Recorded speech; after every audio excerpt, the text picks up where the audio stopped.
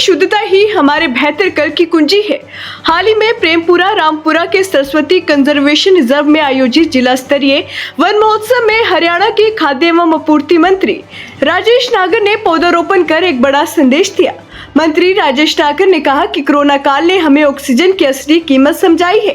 सिर्फ पौधा लगाना ही काफी नहीं, बल्कि बच्चों की तरह उसकी देखभाल कर उसे पेड़ बनाना हम सब की सामूहिक जिम्मेदारी है। इस मौके पर विधायक सतपाल जांबा ने पुंडरी में ओम प्रकाश वाटिका के नाम से पौधारोपण किया और एक पेड़ मां के नाम अभियान से जुड़ने की अपील की।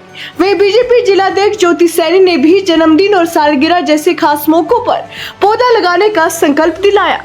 देखो, पूरे प्रदेश में सभी जिलों में ये वन महोत्सव मनाया जा रहा है और मुझे दूसरी बार कैथल में आने का मौका मिला और पहले भी मैं आया था। और जिस तरह से हमारे माननीय प्रधानमंत्री जी और हमारे माननीय मुख्यमंत्री जी जो चाह रहे हैं कि किस तरह से जो आज पेड़ कम होते जा रहे हैं, जंगल कम होते जा रहे हैं, उसी तरह से हमें पेड़ लगाने चाहिए। और जिस तरह से पेड़ों से हमें औषधि भी मिलती है, फल भी मिलते हैं, हमें छाया भी मिलती है।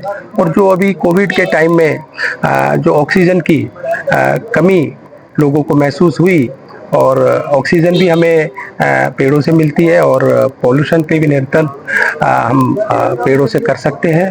और पेड़ लगाना जितना ज़रूरी है, उसके साथ साथ उसकी देखभाल करना भी ज़रूरी है। हमने देखा है कि ज़्यादातर जो पेड़ लगाए जाते हैं उसकी देखभाल नहीं होती, तो उसी वजह से ये 30 से 40% के करीब पेड़ नहीं बन पाते। और जिस तरह से हम बच्चों की देखभाल करते हैं, उसी तरह से हम अपने जो पेड़ हम लगा रहे हैं उनकी भी देखभाल करनी चाहिए। सर, एफसीआई ने जो है सीएमआर का जो है अतिरिक्त चावल देने को स्वीकृत किया सर, उसके लिए कल हमारी एक बैठक हुई मुख्यमंत्री की अध्यक्षता में और हमने केंद्र को लिख दिया है। और मुझे उम्मीद है केंद्र से हमें जल्दी इसकी परमिशन मिल जाएगी और ये हम स्टॉक रखा है। कोई दिक्कत हो सर? नहीं, कोई दिक्कत। आज हम सब के बीच में हमारे मंत्री जी राजेश नागर जी यहाँ पर पहुँच रहे हैं और हम सभी उनके लिए यहाँ पर पहुँचे हैं। और पेड़ पौधे आज के लिए बहुत ज़रूरी है। हमारे माननीय प्रधानमंत्री जी का भी विज़न है कि आप एक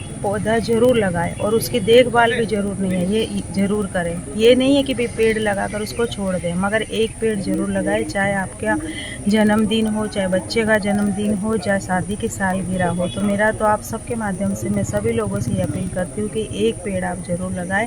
ये पर्यावरण को संतुलित रखने के लिए बहुत ज़रूरी है। मैडम, आज बता सांसद जो है नवीन जिंदल, उनके पिता की जो है जयंती है, उसमें क्या कुछ कहना है? जी बिल्कुल, मैं उनको श्रद्धा सुमन अर्पित करती हूँ। जैसे उनके जीवन में विचार थे, उनसे प्रेरणा लेकर हम आगे बढ़ते रहें। जैसे हमारे माननीय सांसद जी भी 2 साल का हम उनका कार्यकाल देख रहे हैं कि चाहे बच्चे हो, युवा हो, चाहे महिला हो, उनके सशक्तिकरण की बात हो, हर वर्ग के लिए वो काम कर रहे हैं।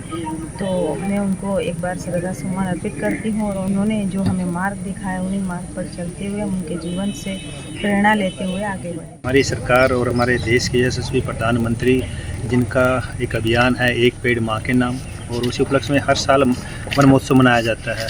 अभी कुछ दिन पहले मेरे पुंडरी विधानसभा में पाई गांव में था और आज गोला विधानसभा में आज हम यहाँ पहुँचे हैं।